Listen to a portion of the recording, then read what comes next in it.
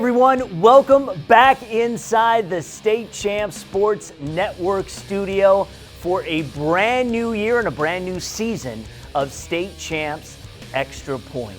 My name is Lorne Plant, and we have an incredible year to look forward to, and I could not do this if I did not have the help of some trusted colleagues. And let's first start. I'm going to introduce, for those of you who are State Champs women's fans, well, you know Sydney Cariel. Well, she is also a football phenom, and she is going to bring it all season long. Sydney, how excited are you for this season? So excited for this season. You know, I've done a lot of coverage of the Flint area and mid-Michigan, so it's going to be fun to do the entire state of Michigan. And I know we've got some powerhouse teams, especially down here in Southeast Michigan. So looking forward to getting all into that. All right, and we have another member of the team. So we have a brand new partnership with Bally Sports Detroit. And what you need to do is every Friday night check out the Bally's Game of the Week.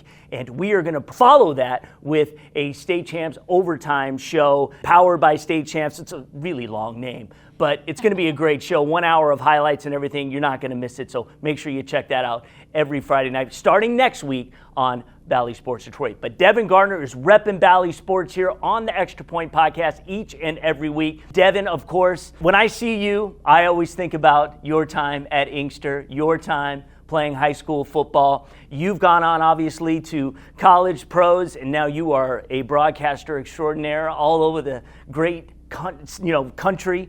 What do you think about when you think about high school football, and what keeps bringing you back each and every year? I mean, first, I'm really excited to be here next to a football legend. That's very important. And the voice of high school football is very, very important. But high school football is where I started. Like you said, when you think of me, you think of high school football, and I think of Lorne Plant, making the call in high school football and basketball. And let's so move on. I was going to say, for the record, he's not talking about me as the football legend. I'm excited to continue to dive in, and these are my roots. I'm never going to not want to do high school football. And so whenever my time is available to do it, I'm going to be here for high school football every single time. All right. He's going to be here every single week. And one of the great things, if you know Devin Gardner, I'm going to give you some platitudes, is if you follow high school football, you see this man on the sidelines at more games than you know.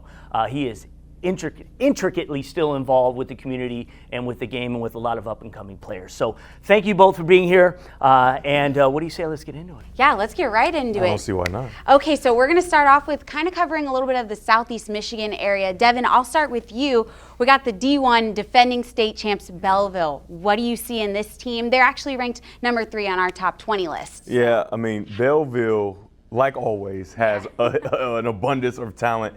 And, for Division I, Division II, Division III, the thing that is so important to me is quarterback play. And when you get the quarterback right at any level, high school, little league, college, NFL, anything, if you get the quarterback right, you have a really good chance. And they won the state championship last year, in part because of not only the talent around them, but their quarterback, Bryce Underwood. So I think that's going to be a tough division to unseat Belleville as the reigning champion. Yeah, and then sticking in those top 3 divisions, so we got Division II, De La Salle, the defending champs. Yeah. They're actually ranked number 2 on our top 20, and they're looking for their 3rd straight trip to Ford Field. Oh yeah, without question. They are going to be very upset about being number 2. I can tell you that, because they have made. We're stirring the pot run. early. Yeah, got to stir the pot. I mean, it's high school football here in Michigan, right?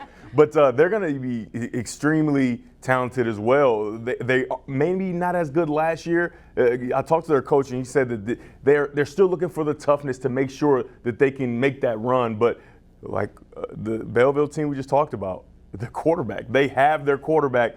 Brady Drogosh was exceptional last year. So good, even post last year, that he earned his way into the Elite 11, which was a dream of his. And so, he just continues to improve as a passer. We all seen what he's done as a runner. De La Salle, yet again, they are going to be tough, very, very tough to beat.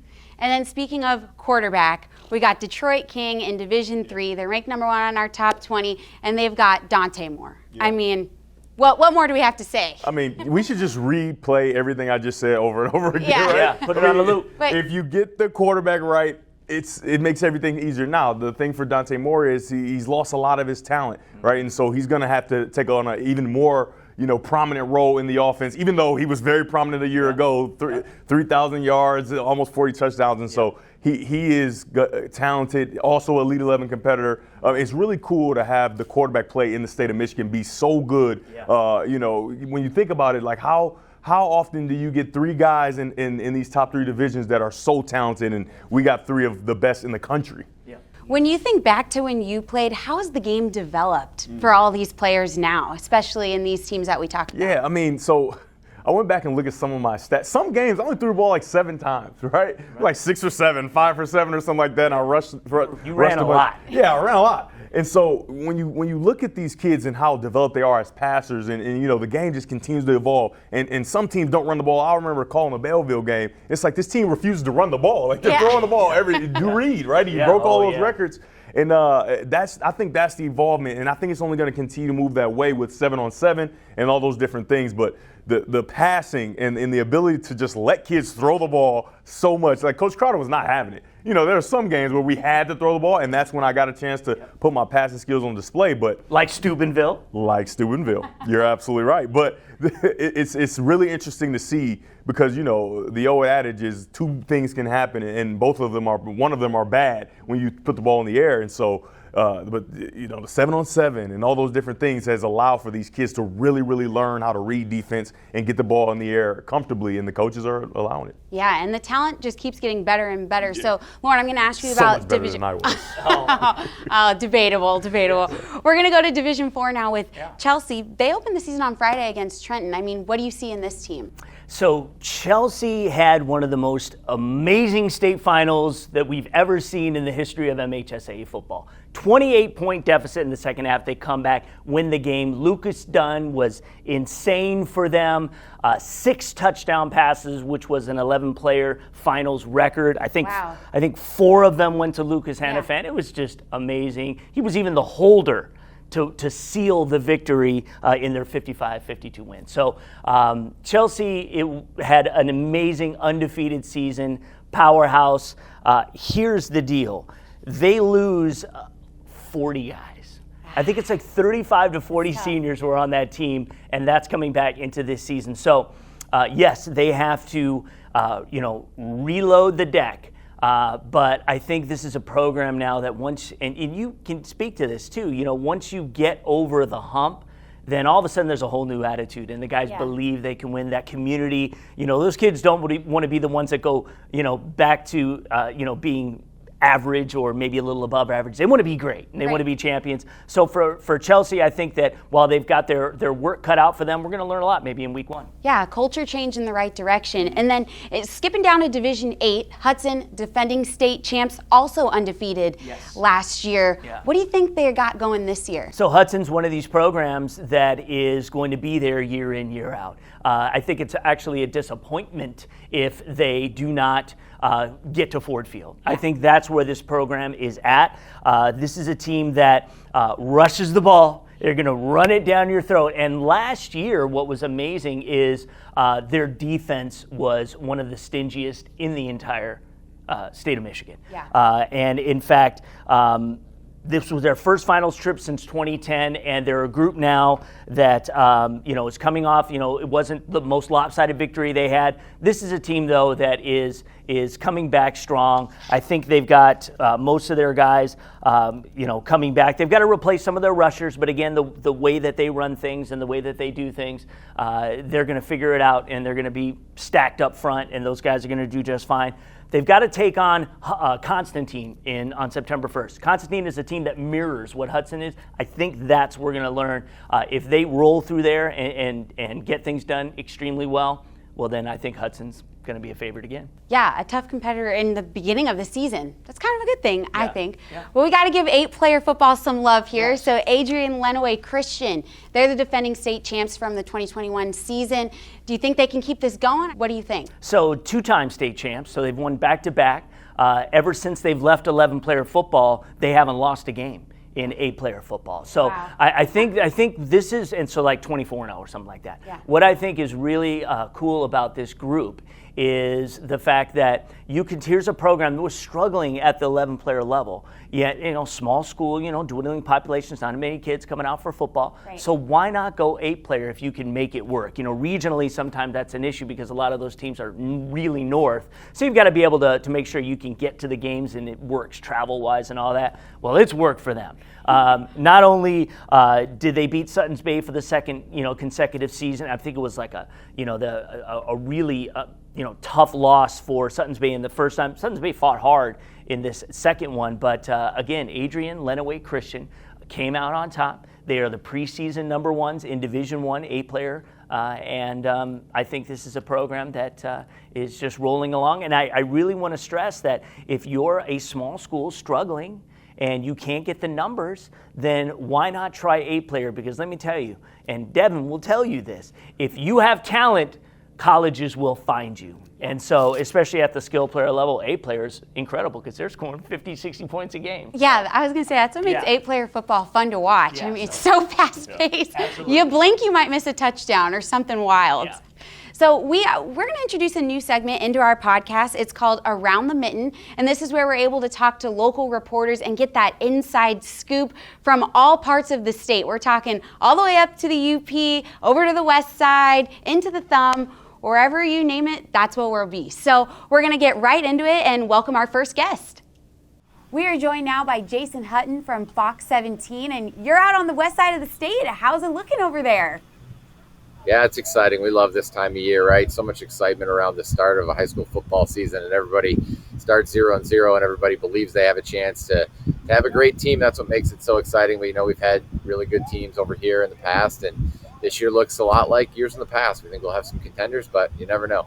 We'll ask you a little bit more here and dive in. I saw your top 10 on Twitter. You had Muskegon at 1, Rockford at 2. So let's touch on those two teams really quick. Why'd you put Muskegon at number 1 for top 10?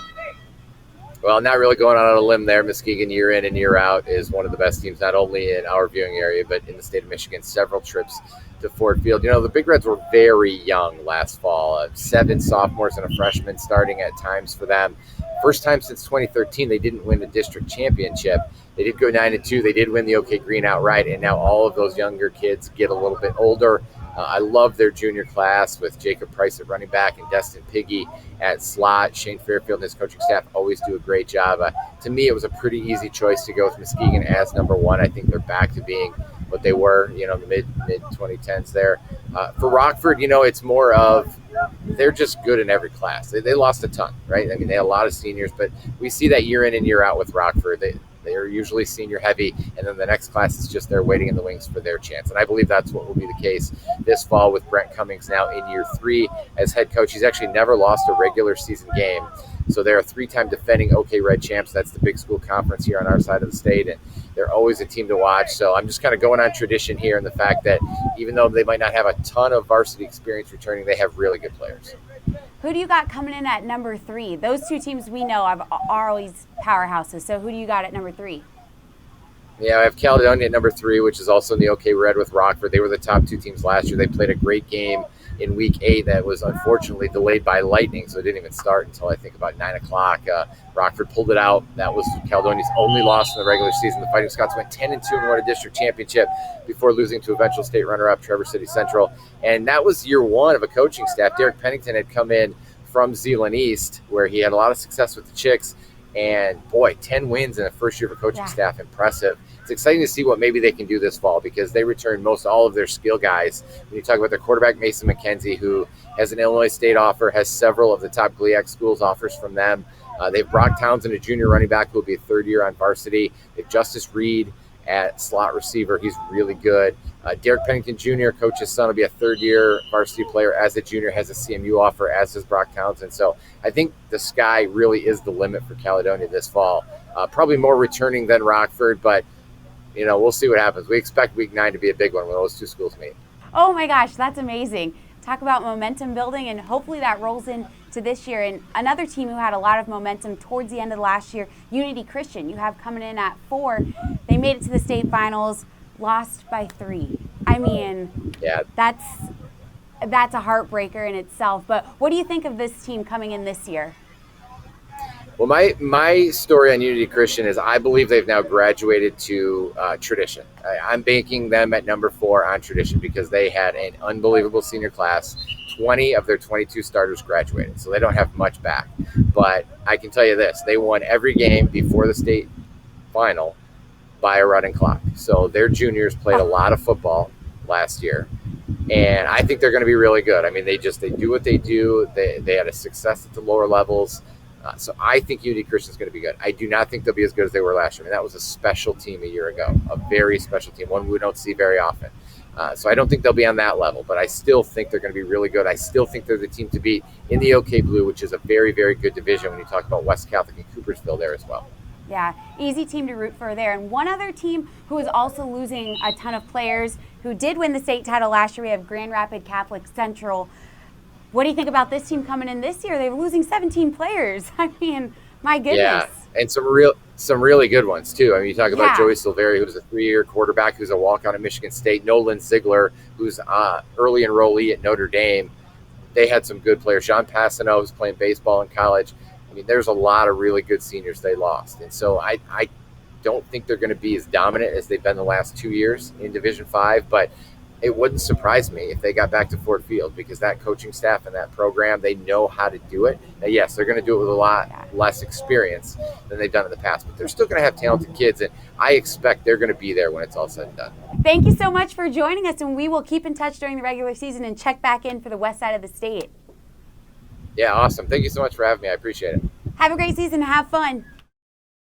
We are joined now by Kellen Buddy from WILX, and he is chugging his coffee the best way we know how.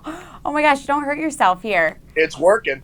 That is, that's how we stay hydrated in football season. Caffeine all the way through.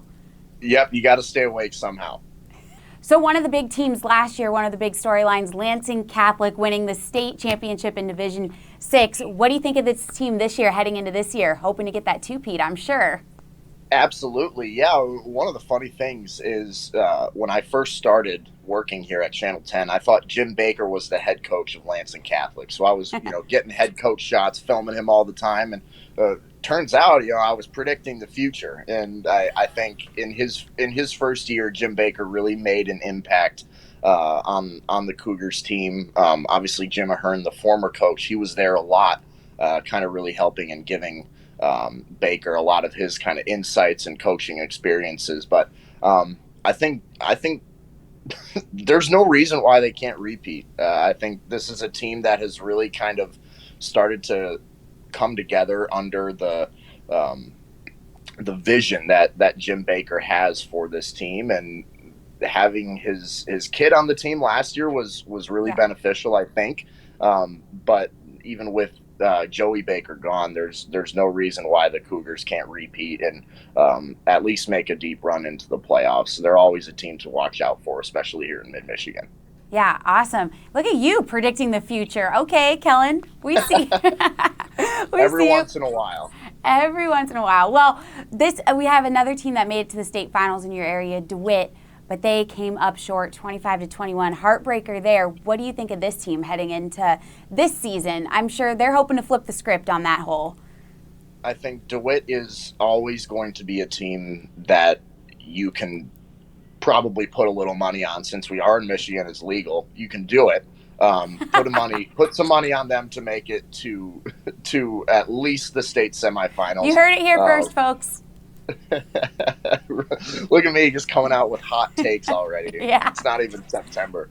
But Rob Zimmerman's program is always one that is talented, disciplined, and they know what it takes to get to the state finals, to get to Fort Field. And benefit for them and a lot of other teams in the area, they're getting turf fields this year. So Mid-Michigan, I think, was a little bit late on the turf kind of aspect, but DeWitt's getting them, East Lansing's getting them, and DeWitt's a fast team.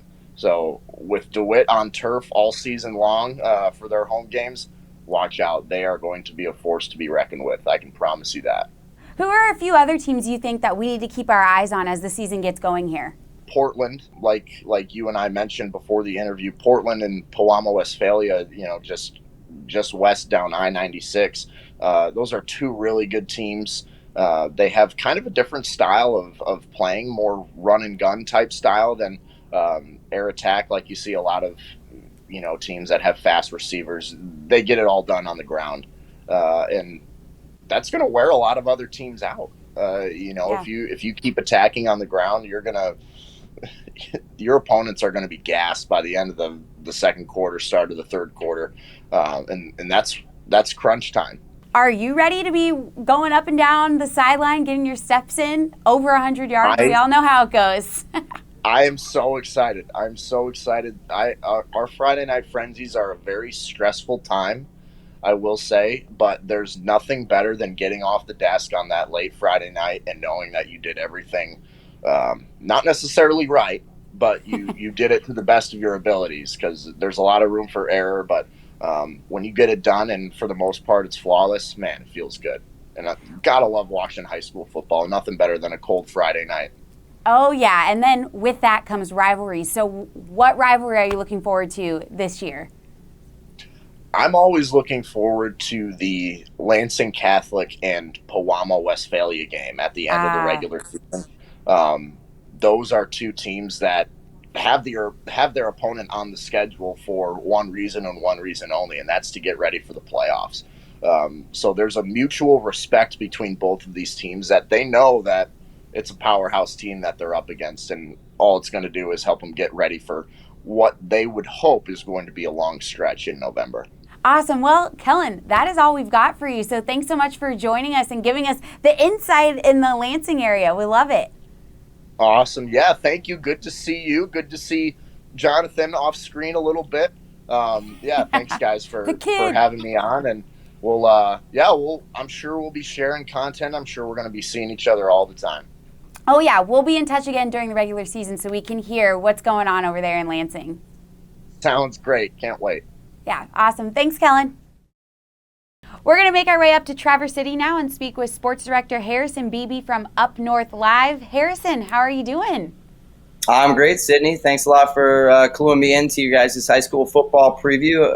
I know I've worked with state champs a couple years now, so excited to see what football has in store for us this fall. Hopefully the first real, true, normal season of football we're going to have in like 3 years. Yeah, you can say that again. I think we're all hoping for that, and we're all excited across the state to get this going. And for you guys, one of your teams, Traverse City Central, made it to states last year. They were runners-up, fell short, but how do you think they're going to stack up this season?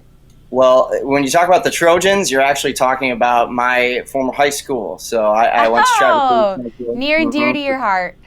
That run was a little more special for me than probably your average Northern Michigan football fan, but it was great to see, and I've told this to everybody I've come across. Once the school split, West and Central, back in the late 90s, I didn't realistically think one of them would get back to the state finals. They had a huge run there in the 70s and 80s and brought home a couple state titles, but that was when they were one giant school, one of the biggest in the entire state at the time, and since then, they've obviously cut those numbers down to split the town in half. So I didn't realistically think we'd see one of those programs down there. And sure enough, Traverse City Central made a run to the semifinals the year before, and then they won up that impressive run with a trip all the way to Ford Field. And that a big chunk of that, as you guys know, I believe he was one of your big award winners, was Josh Burnham at quarterback and linebacker for the team. He's now down in South Bend playing for the Fighting Irish. So the Trojans are going to miss Josh Burnham, but he's not the only one they're going to miss. They had a lot of talented athletes. Carson Bordeaux was an amazing running back and secondary player for the Trojans to get him to Ford Field. But just like Coach Eric Sugars has preached since he took over the program in the mid-2010s, this is about a group effort, a group atmosphere. And, yeah, those guys were star players, but they seem to find those star players. They've had Division I recruits come out of that program before. So Traverse City Central will reload. They'll find their footing.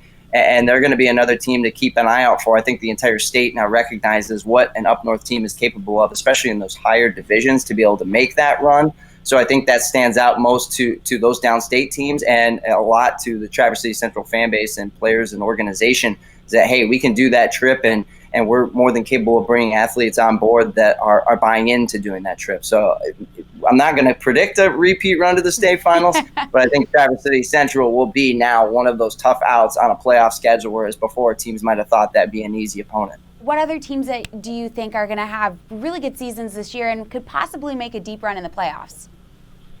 Well, I don't know how much you guys hone in on 8-player football at all, but we actually have a team that's made the state finals 3 straight times in the 8-player division. That would be 20 minutes north of Traverse City, Sutton's Bay in Leelanau County. The Norsemen switched over to 8-player about 5 years ago, and ever since then, they've been a powerhouse in that division, and they're coming off 3 straight state finals runs. And to be quite honest, I'm going to be shocked if they don't at least make it 4, if not finally lock up that title this year. They have 2 phenomenal athletes in Dylan Barnowski at quarterback and Sean Bramer at running back. These guys, if you go to 8-player football games, like the idea is excitement and plays every other second, running down that field, the scores are just going to balloon. And that's what Sutton's Bay does. They've dominated. I believe they haven't lost a regular season game since September of 2018. In fact, in that time, I think their only losses have been to those 3 state finals opponents that they've played. Yeah, and then up north for you guys, what divisions do you think are going to have some tight races up toward the end of the season?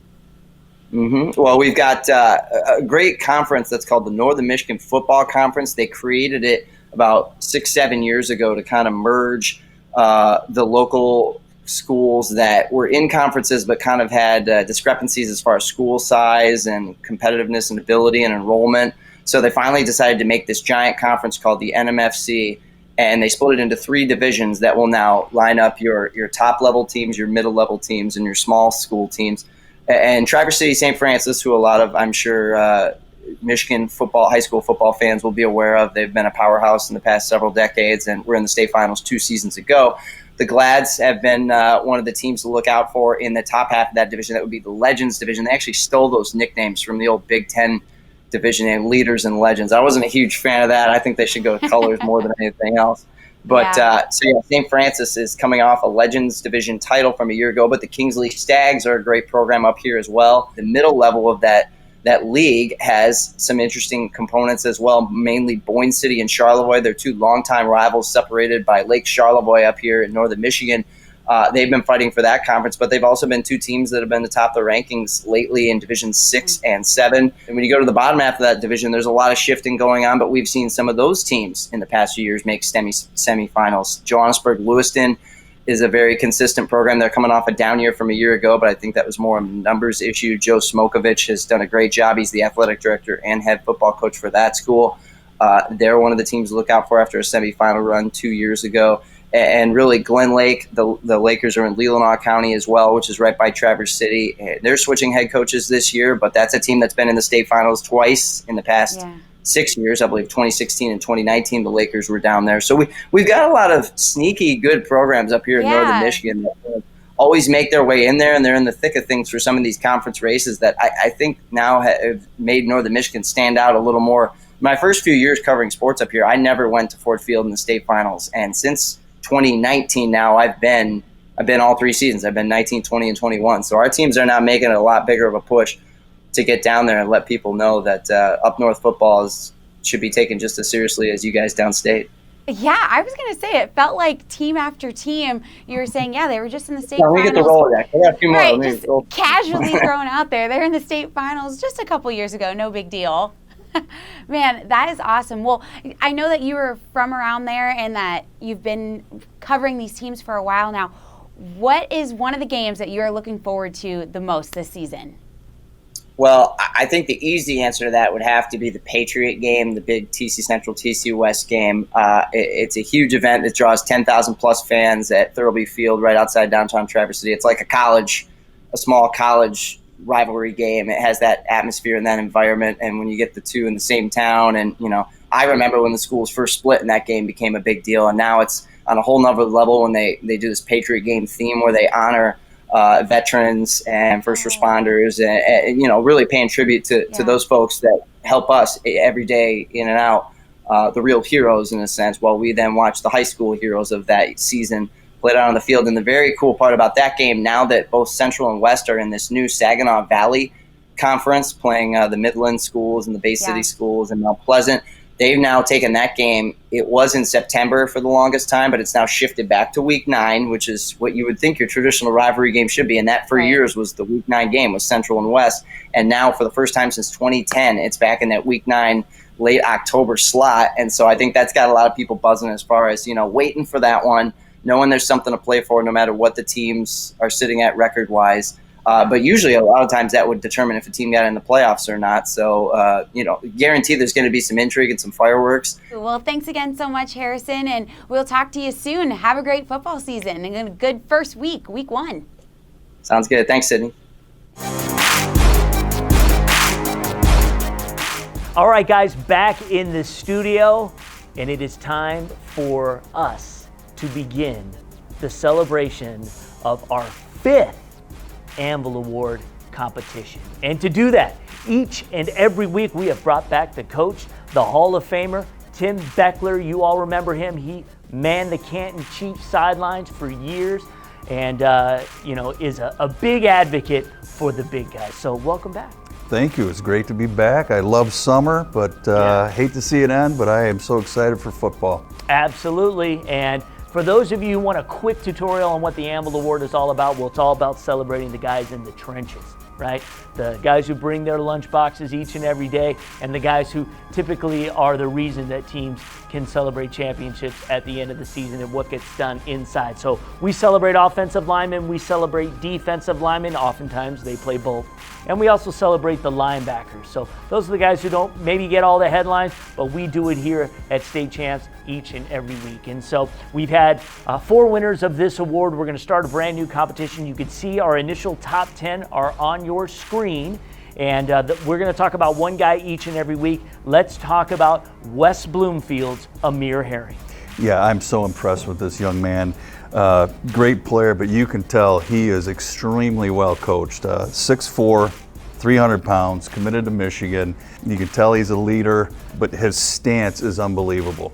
For big guys, it's hard to get into a stance. It's comfortable, but they can move left, right, back without wasted motion. He's got a great football stance for a big man, and allows him to take 2 great steps. He's got an excellent punch, and then his wide base, his leg drive, his balance, he just moves people. He's a road grader, and he likes to finish. He puts people on their back.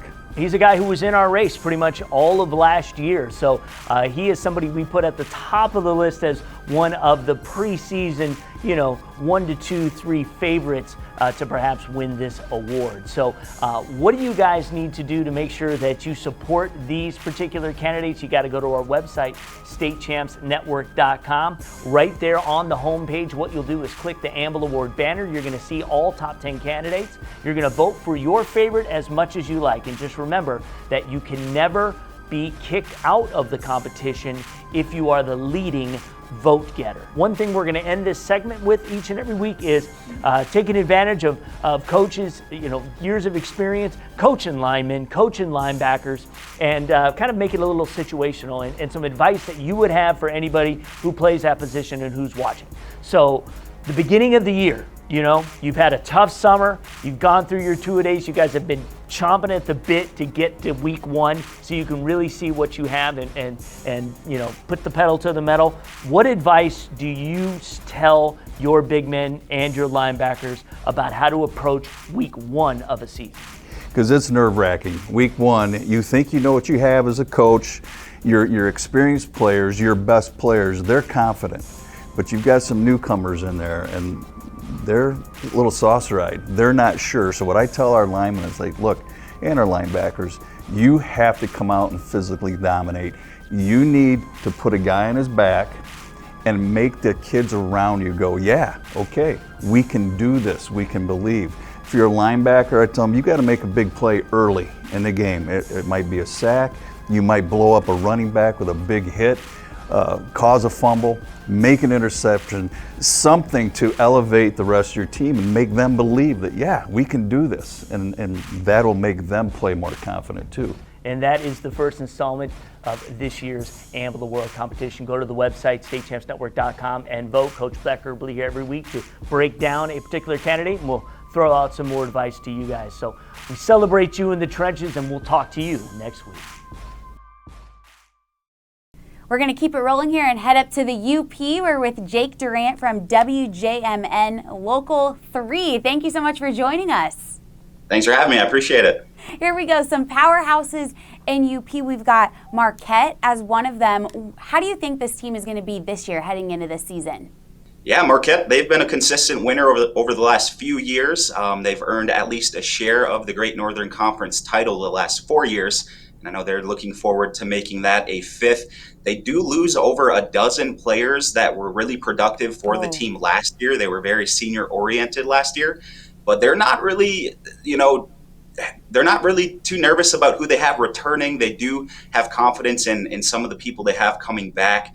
I think the biggest question mark for the Redmen entering this season is who's going to play a quarterback for the team. Yeah. They lose all UP Dream Team quarterback Austin Riddle, so it's going to be very interesting to see how the Redmen do. But they're one of those teams that just are able to replace talent year after year. They're a really fun team to watch. Another team that we always hear about throughout the season, Calumet. What do you think of them this season? Do they have enough returners, or did they lose a ton of people too?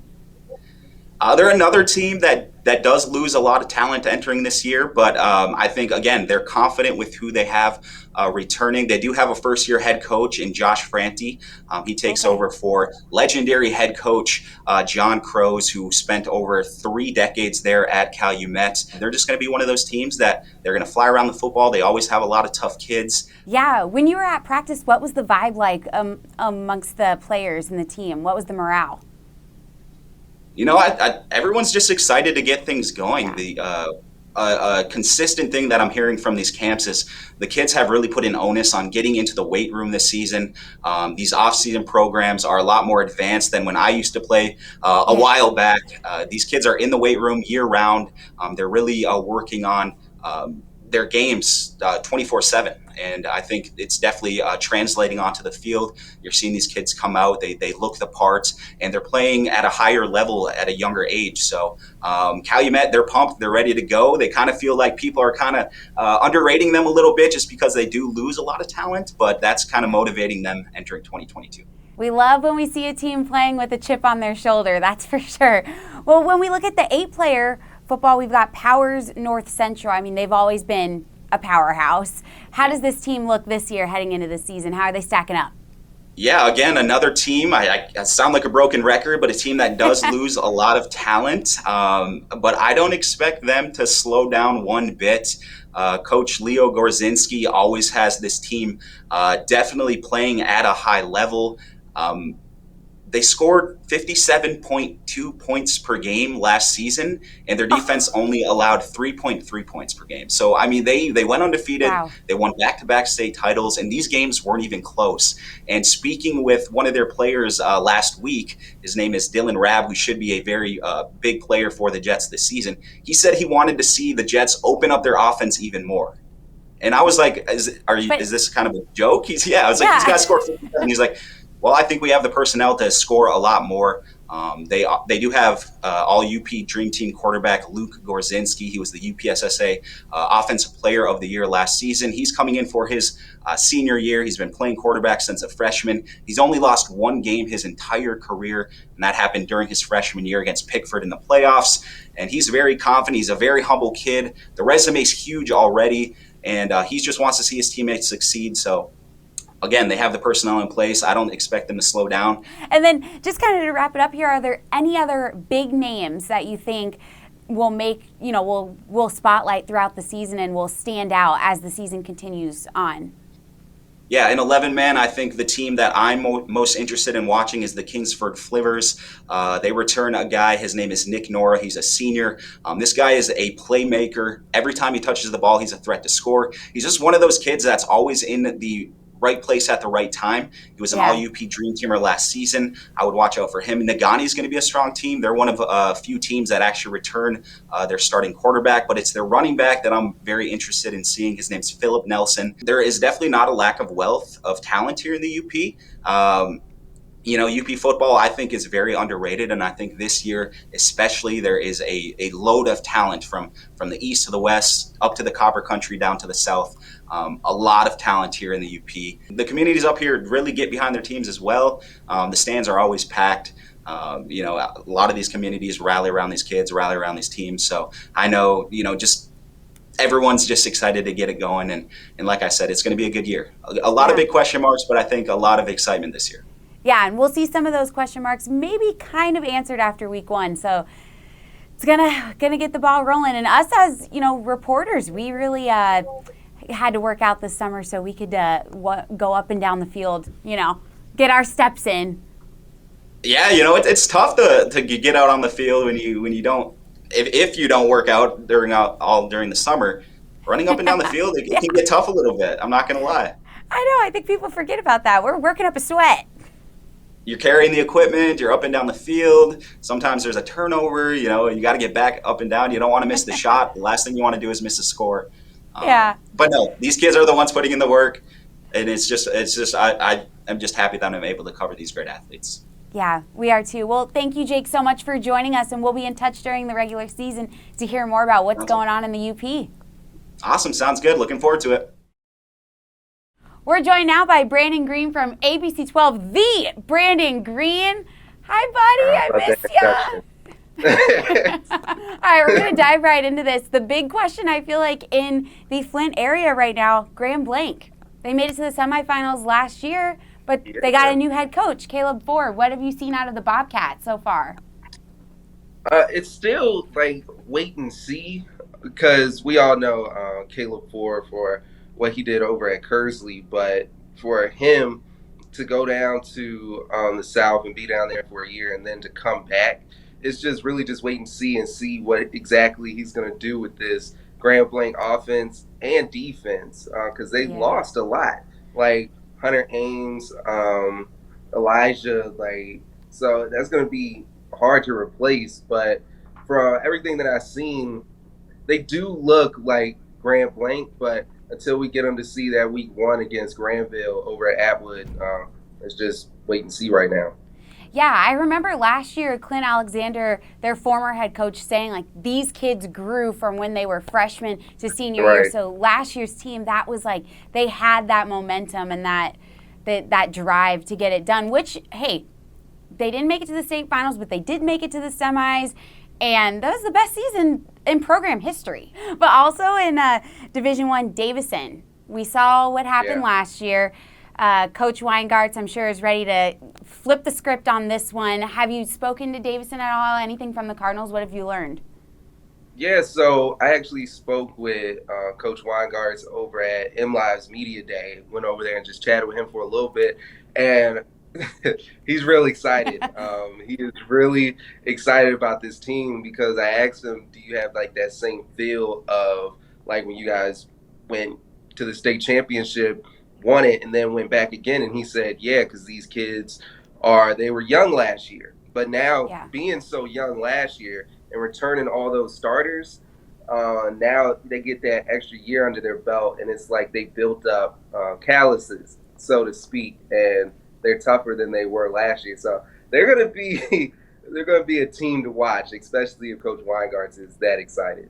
Yeah, definitely. And then if we move down more in ABC 12's viewing area, a little bit of mid-Michigan action, we Frankenmuth made it to the semis last year. Right. I mean, they had a pretty good season, back-to-back really good seasons, actually. Have you had a chance to go up there at all and talk to them and see how they're? It's the same old Frankenmuth. They're going to want to run the ball, even though they don't have Cole Lindo toting the rock. They have a couple guys this year that should be able to match or equal that production. So, but we know we're getting with Frankenmuth every single year. They're going to have a good defense, and then they're going to be Bill Martin's going to have those guys run game heavy. I was going to say, Coach Martin, we don't get smiles out of him often, but when we do, we know it's a job well done by the Eagles. Right. Yeah, and then Freeland, too, they actually had a pretty good season last year, making it to the semis as well. They fell short, but Freeland's another one we got to take a look out for. What do you think?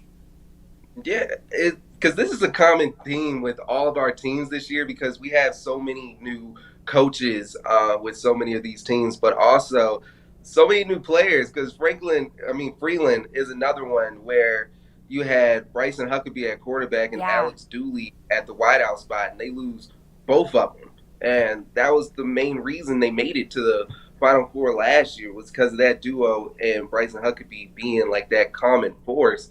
So Kevin Townsend, again, is going to have his hands full, but it's every year, it's like these teams just retool because their defense is still there, and then you know that they're just going to run the ball. It's the same with most of these teams. If we were to travel into the thumb a little bit, Ubly is a force to be reckoned with in there. How's Ubly?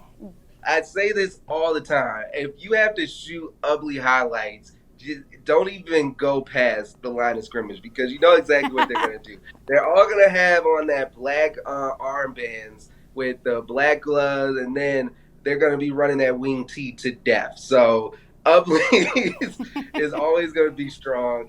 And if you shoot highlights, don't be upset because you're not going to know where the ball is until it's like 30 yards downfield. But until the play is over, you're like, oh. Just how we wrote that up. I got it all. It's fine.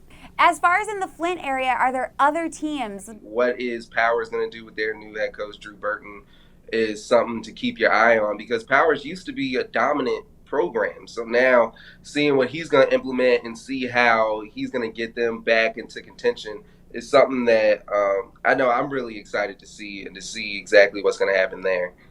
Yeah, and then of course up Midland and Mount Pleasant, all those schools are always someone to look out for. Midland Down, Midland High, we always know that. And then they're going to have the Traverse City teams this season, so that's going to be interesting to see how that all works out in the SVL.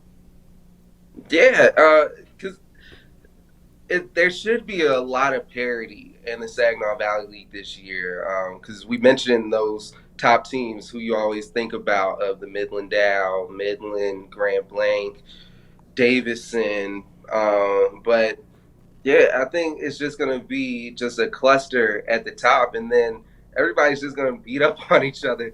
So I don't think there is a clear favorite for the Saginaw Valley League who should be the champion.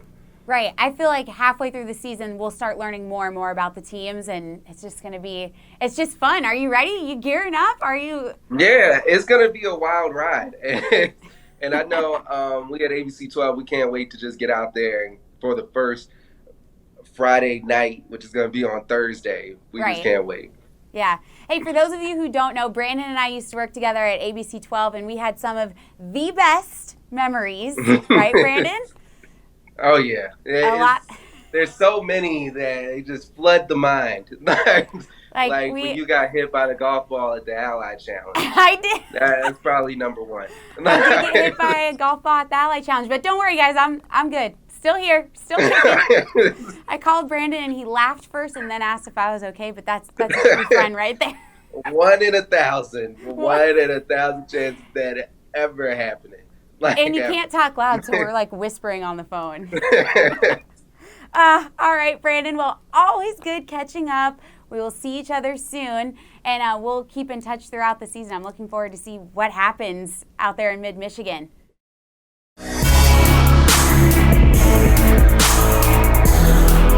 And it's time to start the 15th running of the State Champs Mr. Football Award presented by Hungry Howie's. My name is Lorne Plant, breaking it down for us as he's done for years. Sean Belize. And Sean, what a time of year. And again, this is going to be an incredible race. Let's kick the ball off. I mean, we are ready to go. Lorne, so fired up to be here. And here's the difference about this year. It's not very often we have a returning champion. We haven't had. Right? So somebody's going to have to not only play better than this guy, but somebody's going to have to take his crown away. And that's not going to be an easy thing to do. And I think that's the best place to start with the returning champion. That's right. Dante Moore, the 5-star, the Oregon commit, the defending champion, comes in this season with, I mean, he's already had bullseyes his entire career. It seems like he's been at Detroit King forever. Talk about what makes him special, and is there a ceiling for this young man? That's a great question, Lorne. I mean, you're talking about a guy who's 6'3", 205 pounds. What else can this guy do? Well, he can do a bit of everything. He had 3,100 yards, 40 touchdowns last year. He is arguably, and in a lot of people's mind, I might add, the #1 quarterback prospect out there, and that is saying a lot. He's going to be taking his talents to the great Northwest, but he's got some work to do. at Detroit King. You know that they want to make sure that they have an incredible legacy. Look, that legacy is already solidified, but they want it to be high in the sky, and that's why this guy, once again, the returning King, is at the top of our list again. They've got a competitive schedule at the top end, great schedule at the back end. We're going to see how this plays out for Dante. He's got some new receivers to work with this season, but as the Crusaders have shown year in and year out, next man up. So we'll see how it works for Dante. That's our first update in this year's Hungry Howie's Mr. Football Race. Of course, you can vote as much as you like at statechampsnetwork.com. Just click on the Hungry Howie's Mr. Football banner on the homepage. Go there, vote for your guy as much as you like. As you see on the list, we have 10 candidates. This is kind of a fluid competition. Guys will jump in and fall out, but just because your guy might fall out, he can play his way back into the race at a later point in the season. The important thing is the leading vote getter can never be removed. So vote, and vote often at statechampsnetwork.com. All right, so we look forward to an incredible Mr. Football Race all season long. Make sure you vote. All right, for those of you who don't know, you're going to hear this a lot over the course of the entire year, and that's the fact that State Champs is celebrating its 20th anniversary. That's right, the fall of 2002 was the first time that we went to air, and that was with our old celebrated, may he rest in peace, host Fred McLeod, who helped create this show, and in fact, Jonathan Kidd, who is the producer of this program, and myself have been with the company since day one, and it's been what a run. So some of the things we're going to do are a little different this year and a little special. So when it comes to rankings, which is what we're getting into right now, we're going to give you the State Champs top 20 football rankings for the season. So there's so many teams that we're not going to Some teams are going to be upset. Yeah, some teams are going to be upset. We're not going to touch on every single team on the top 20, but if you're watching this podcast, you can see it right here, all 20 teams. And if you're listening, we're going to touch on a few. So we'll start off with Rochester Adams. Yeah. I mean, Devin, this team coming back, they got the two Pico brothers. Yes.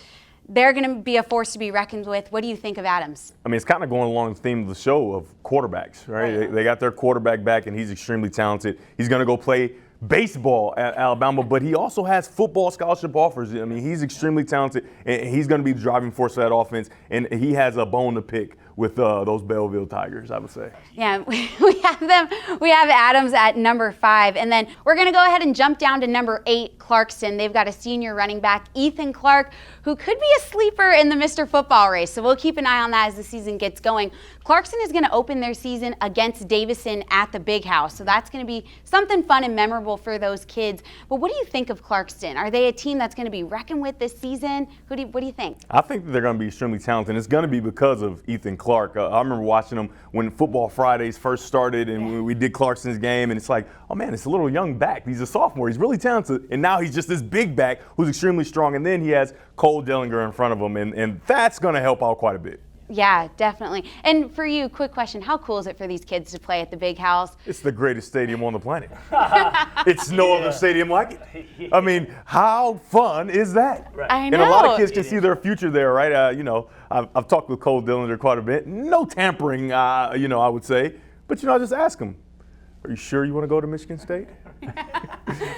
He's been pretty steadfast in saying he's going to go to Michigan State, but there's still a chance. Hey, still a chance. Stepping on that field, we don't know. There's still could be a chance. He already wears the wing helmet, so we're good. Yeah. That is true. That is very true. Okay, so Lorne, who else from the top 20 list do you think are some teams that we should watch throughout the season? The preseason top 20 in our rankings, it's always one of these things that you're just basing on potential.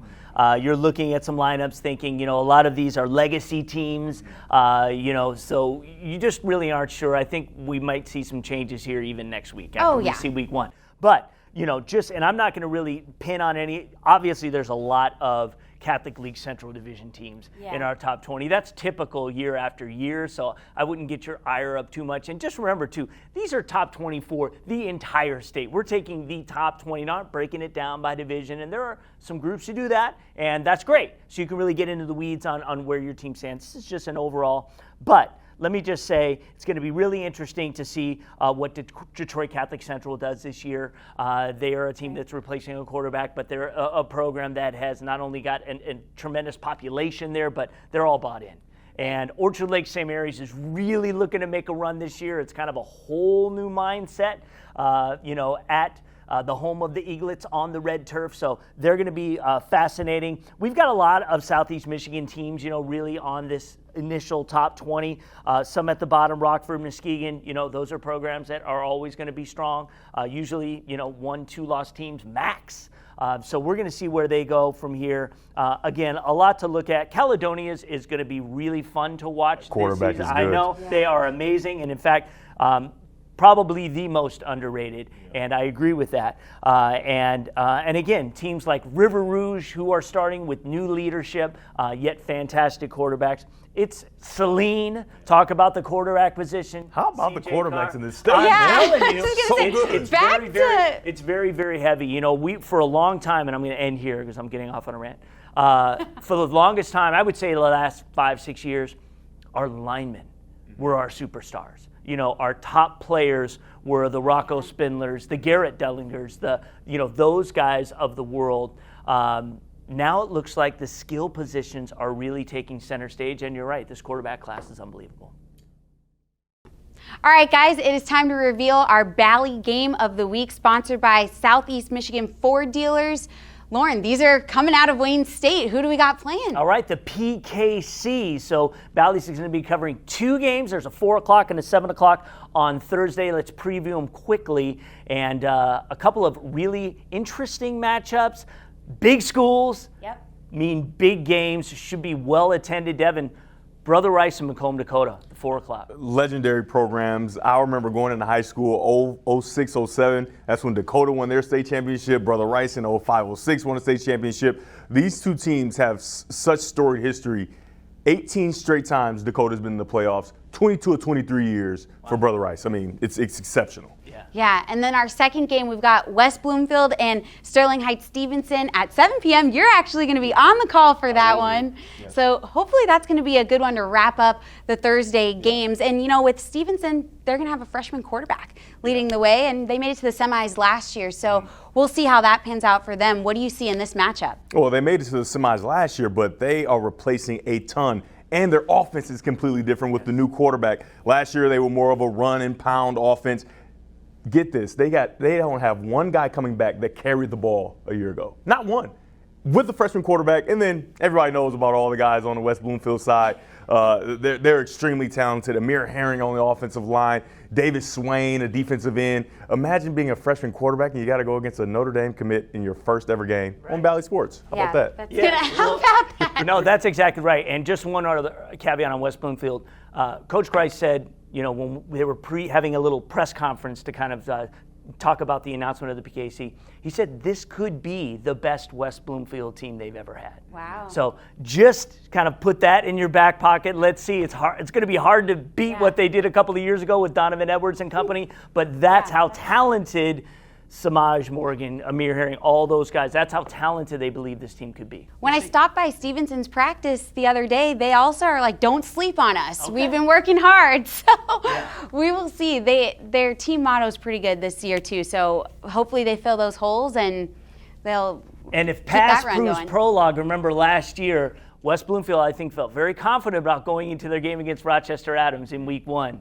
Didn't work out so well. Did not work out. So we'll see. Yeah, and we'll be back on next week to talk about all of this, what's going to happen. Our first week of high school football, you guys. That's right. I am jacked. I cannot believe it's already here. I can't wait. I am so excited. Devin's about to tear up again. Don't cry on so us. It's happy all right. about high school football being back. He wish he could suit up again. Yes, more energy than even I can bring. And I just want to say that we'll be doing Extra Point each and every week here. The show will come out every Thursday. If you want to listen to the audio form, you can go to Spreaker.com. That's the best way. Whatever platform you prefer, just search State Champs Extra Point and you will find it. And I also want to say that starting a week from Friday, after the Bally's Game of the Week, you can tune in to Football Overtime, presented by the Southeast Michigan Ford Dealers and powered by State Champs. So it's going to be a great partnership. I'll be in studio and also with the Bally's, guys, it's going to be great. We're going to give you the fastest hour in high school highlights you've ever seen. So make sure you tune in to check out. That will start immediately following the Bally's game of the week, starting next Friday, and that will be the Oxford Groves game. So obviously a lot to talk about around that game, and it's going to be a wonderful night. So we look forward to doing this. And if you hate high school football, come back, because you'll get to see these three faces. You know, Yeah, very and- important. You know? We're going to hear Devin's take on coleslaw next week. So, hot take coming Inside in. joke. All right, guys. Well, thanks so much for joining us, and we'll be back next week for Extra Point.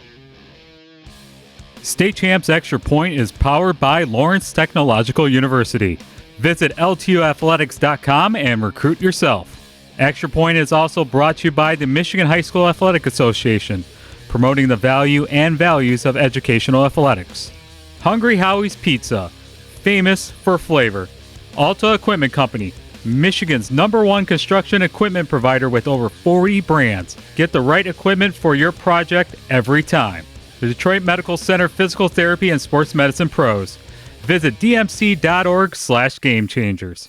And by the Southeast Michigan Ford dealers. Think Ford first.